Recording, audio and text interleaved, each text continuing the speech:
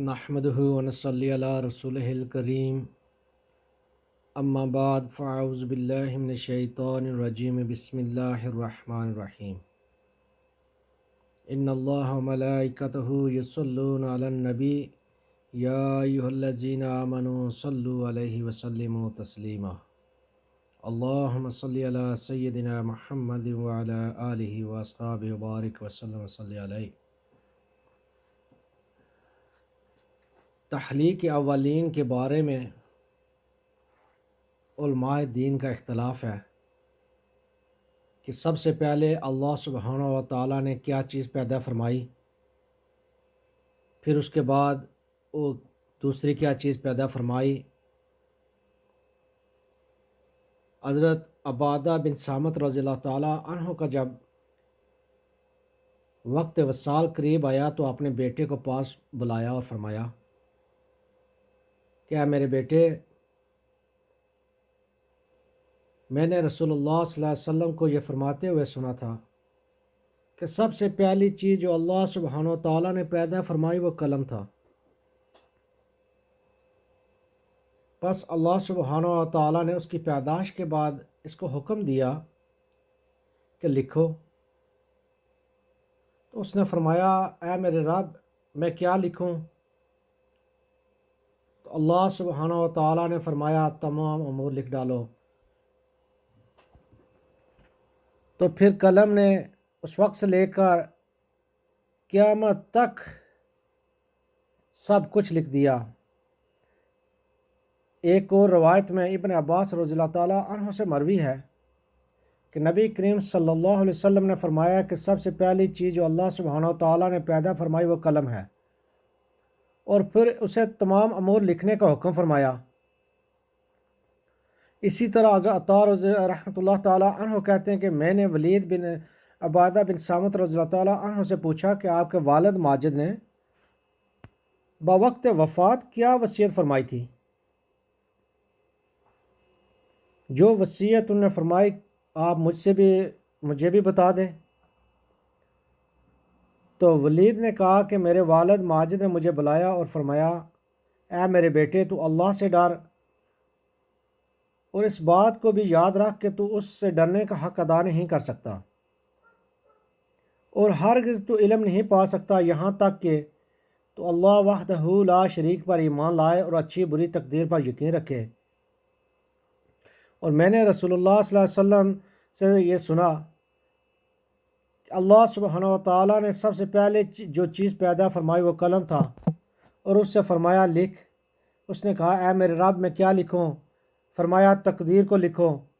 تو قلم اس گھڑی جاری ہوا اور اس نے گزشتہ اور آئندہ قیامت تک کے تمام امور لکھ دیے۔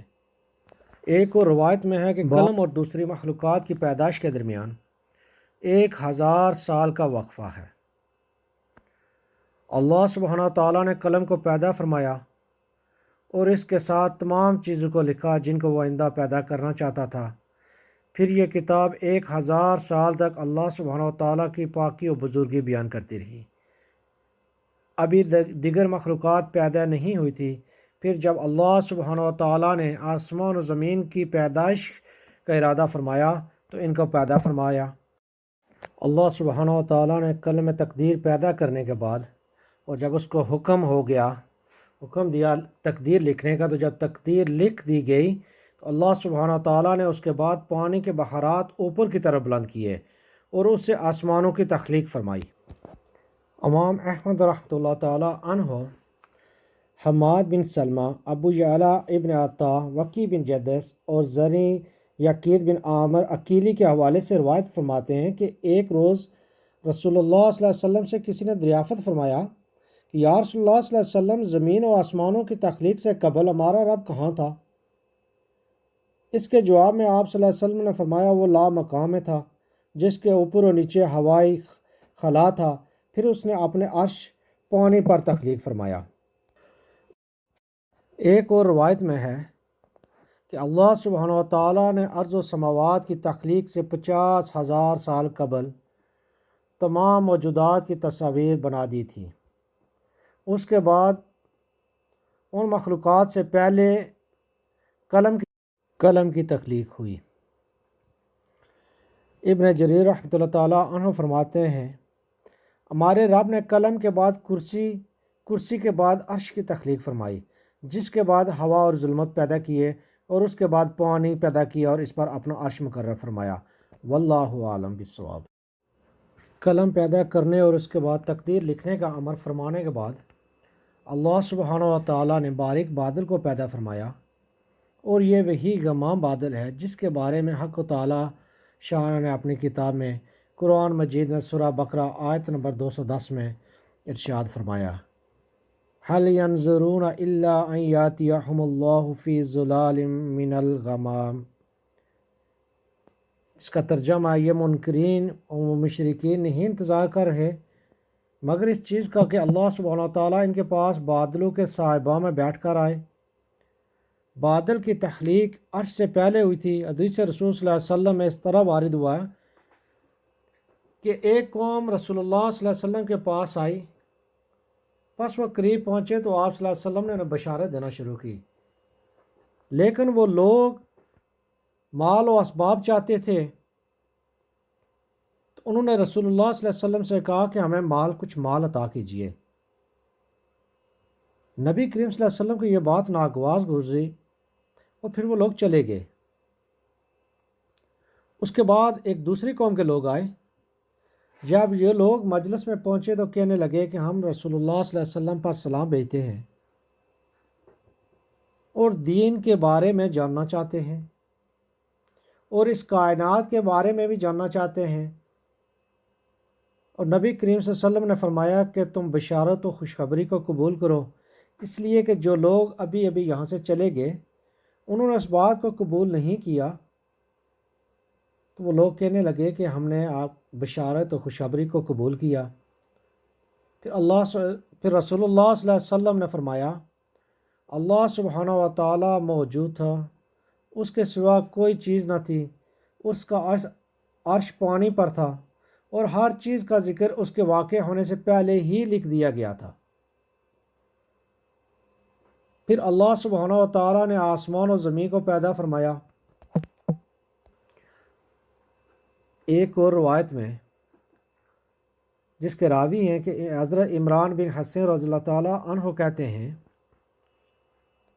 کہ رسول اللہ صلی اللہ علیہ وسلم نے بنو تمیم سے کہا کہ خوشخبری قبول کرو، بس وہ لوگ کہنے لگے کہ آپ ہمیں بشارت تو دے رہے ہیں لیکن ہمیں کچھ مال بھی عطا کیجیے۔ اس طرح انہوں نے خوشخبری کو قبول نہ کیا۔ پھر دوسرے گروہ سے فرمایا، اے اہل یمن خوشخبری قبول کرو۔ انہوں نے کہا ہم نے قبول کی، اور آپ صلی اللہ علیہ وسلم ہمیں اس کائنات کی ابتدا کے بارے میں بتلائیے کہ کیسے ہوئی۔ رسول اللہ صلی اللہ علیہ وسلم نے ارشاد فرمایا کہ اللہ سبحانہ تعالیٰ اپنے عرش پر تھا اور ہر چیز سے پہلے تھا اور لوح محفوظ پر تھا، ہر چیز جو آئندہ ہوگی لکھ دی گئی۔ حضرت عمران کہتے ہیں کہ اتنے میں کوئی آدمی آیا اور اس نے کہا، اے عمران تمہاری اونٹنی کی رسی کھل گئی۔ پاس میں اتنے میں اس کو تلاش کرنے کے لیے نکل پڑا، لیکن میرے اور میری اونٹنی کے درمیان ایک سراب حائل ہو گئی، اس لیے میں نہیں جانتا کہ اس کے بعد رسول اللہ صلی اللہ علیہ وسلم نے آگے کیا ذکر فرمایا۔ اہل علم نے اختلاف کیا کہ اللہ سبحانہ و تعالیٰ نے بادل کے بعد کیا چیز پیدا فرمائی۔ بعض فرماتے ہیں کہ اللہ سبحانہ و تعالیٰ نے عرش کو پیدا کیا، جیسے کہ ابن عباس رضی اللہ تعالیٰ عنہ سے مروی ہے کہ اللہ سبحانہ و تعالیٰ نے عرش کو پیدا فرمایا ان چیزوں سے پہلے جو کہ اس نے پیدا فرمائی، پھر اس پر اپنی شان کے مطابق رونق افروز ہوا۔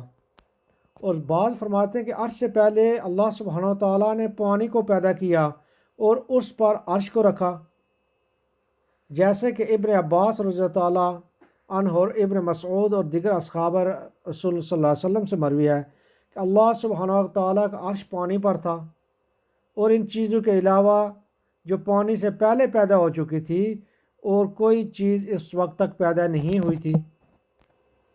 حضرت وہاب بن منبہ رضی اللہ تعالیٰ عنہ سے مروی ہے کہ عرش آسمان و زمین کی پیدائش سے پہلے پانی پر تھا، پھر جب اللہ سبحانہ و تعالیٰ نے کائنات کی تخلیق کا ارادہ فرمایا تو ایک مٹھی منجمد پانی سے لی، پھر اسے کھولا، اس میں سے دھوئیں کو اوپر کی طرف بلند کیا، پھر اس سے 2 دن میں زمین کو پھیلا دیا اور 7ویں دن تخلیق سے فراغت ہوئی۔ بعض فرماتے ہیں کہ اللہ سبحانہ و تعالیٰ نے قلم کے بعد کرسی کو پیدا فرمایا۔ اس قول کی تائید ابو ذر رضی اللہ تعالیٰ عنہ کی روایت سے ہوئی، جس میں رسول اللہ صلی اللہ علیہ وسلم سے پوچھا گیا کہ ہمارا رب مخلوقات کی پیدائش سے پہلے کہاں تھا؟ فرمایا بادل میں، جس کے نیچے ہوا تھی اور اوپر بھی ہوا تھی۔ پھر اللہ سبحانہ و تعالیٰ نے اپنے عرش کو پانی پر پیدا فرمایا۔ تو یہ ناممکن ہے جس چیز پر پیدا فرمایا وہ چیز موجود نہ ہو، لہٰذا پانی کی تخلیق عرش سے پہلے ہوئی یا زیادہ سے زیادہ دانوں کی تخلیق ایک ہی وقت میں ہوئی